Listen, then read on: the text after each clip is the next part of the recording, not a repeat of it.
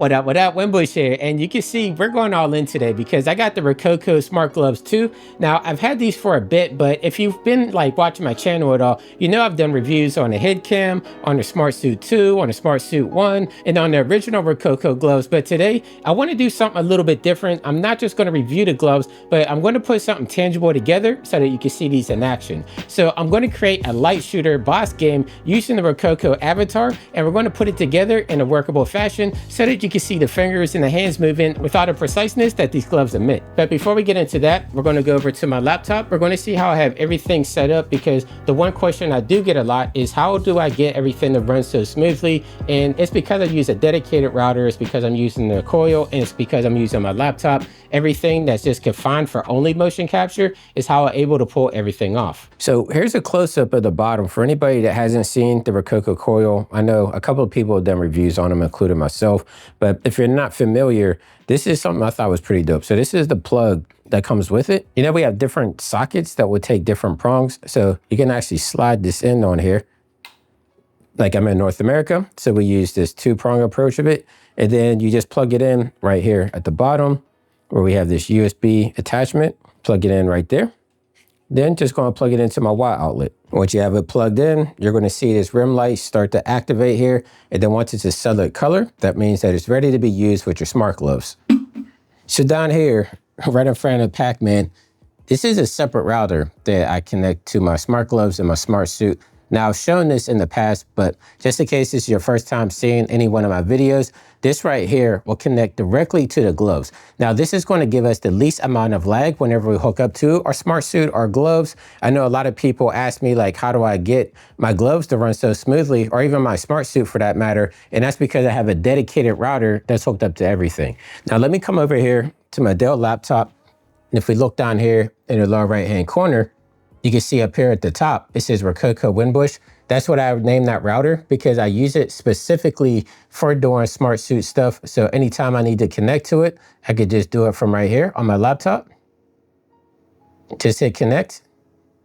And that means it's not going to be on my house Wi-Fi, which, you know, I have my kids on, my wife is on, every device in the house is on that router. So you're going to get a lot of lag on your input. But if you have a dedicated router, then you have a better chance of your smart suit getting better reactions. So what I'm going to do to hook these up, I'm going to hook these up to my power battery right here, as you can see. So I'm just going to take the USB cables that come with the smart gloves, just plug them into here, take this glove right here. And the cables, they're long enough, so I'll be able to move around freely. Okay, so now we're fully functional. We got it all hooked up, and now we're going to connect to Rokoko Studio. So we're inside Rokoko Studio right now, and as you can see, everything is moving one-to-one. Like, it's not even calibrated or anything. And if you notice down here at the bottom, our Rokoko coil that we have here on the left-hand side is on the ground. So we have to take the measurements and let it know how far off the ground it is. And when we're measuring the Rokoko coil, you want to measure from the bottom of the base here all the way down there to the floor. So I got this measuring tape. I'm just going to loosely measure out. So we're about, it looks about 76 centimeters.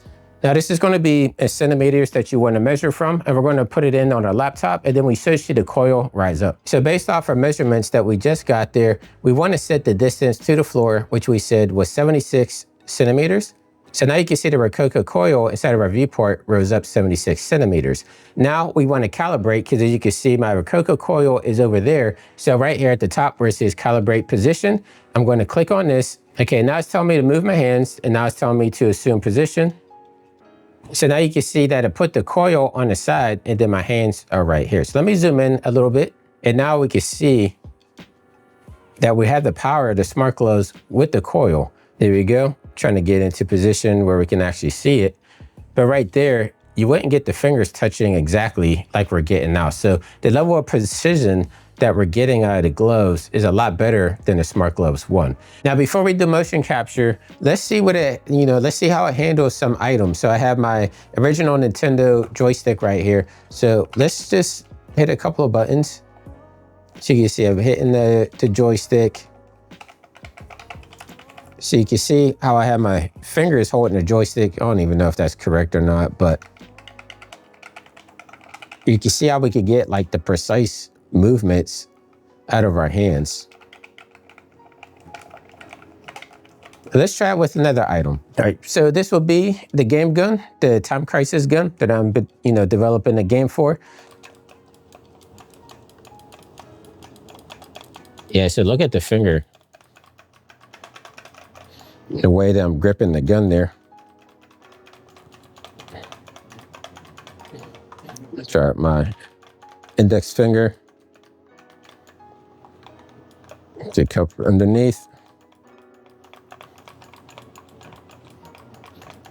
So hands are empty. Looks like we still have it calibrated, not gonna recalibrate, but I have Sonic here, the Sonic plushie. Let's just see, as we're squeezing the plushie, we're handling it back and forth.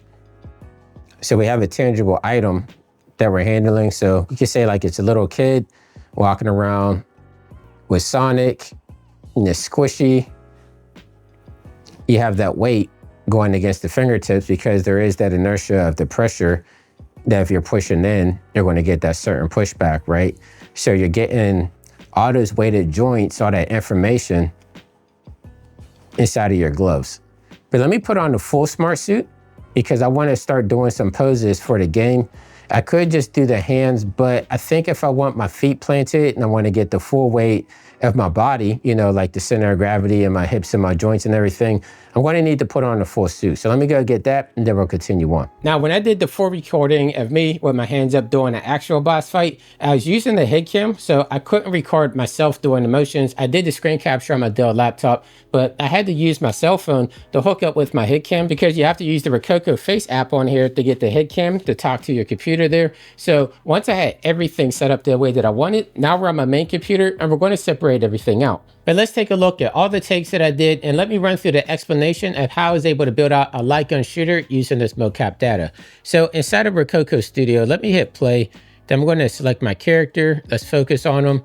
Let's zoom in on him a little bit because this is going to be the idle state. So if you think about video games, you want to take each state and you separate it. So let's use like Mike Tyson's Punch Out, for example. You're going to have your idle state, which you're seeing right here. You're going to have your hit. So whenever Little Mac hits the character, it's going to switch over to that animation sprite. So that's going to have a hit pose here. And then you have the attack pose whenever the character is attacking. So this is going to be my idle state. And then let's take a look at one of the hit poses. So we'll do this first one right here. I'm going to click on play. So that's the reaction that I did whenever the character gets hit. So whenever you hit all the targets, he's going to fall back. And then let's say you don't hit the targets in that allotted time. This is going to be him attacking. So he points at the person, he smacks them, and that's going to take away one of your lives. Now, I exported out each one of these takes and brought them into Cinema 4D, so you can export out the mesh from Rokoko Studio, and I'm just going to use this as the avatar inside of Cinema 4D for a video game. So we're going to use the idle for this example. So as you can see, I just have the floating head, I have the floating arms, and I have the fingers because that's what I really wanted to showcase with the Rokoko gloves. And if I bring this into quad mode, you can see that I have the camera attached to the head. That's how I'm able to get the floating motion. You can see I deleted all of the body there. The only thing I have is the head, the joints, and the arms and the fingers and everything. And then I exported this out using the redshift render, and then I assimilated everything inside of my game engine, and that's how you're seeing the gameplay that you're seeing right here. So this was a lot of fun to put together. I want to say big shout out to Rokoko. If you're asking about the Rokoko Smart Gloves 2 and you already own a Smart Gloves 1, I still say the Smart Gloves 1 are a good investment. But if you're new to the system or if you just want that extra preciseness in your motion capture, I would say the Smart Gloves 2 with the Rokoko coil is going to give you a lot of what you need. Of course, you're going to have to do some cleanup on the back end, but this is going to take you a lot further than we've been able to get before. So thank you for watching all the way up to the end. For anybody new, my name is Winbush, and until next time, stay fresh, keep creating, and I'll catch you in the next video. I'll see you soon. Take care.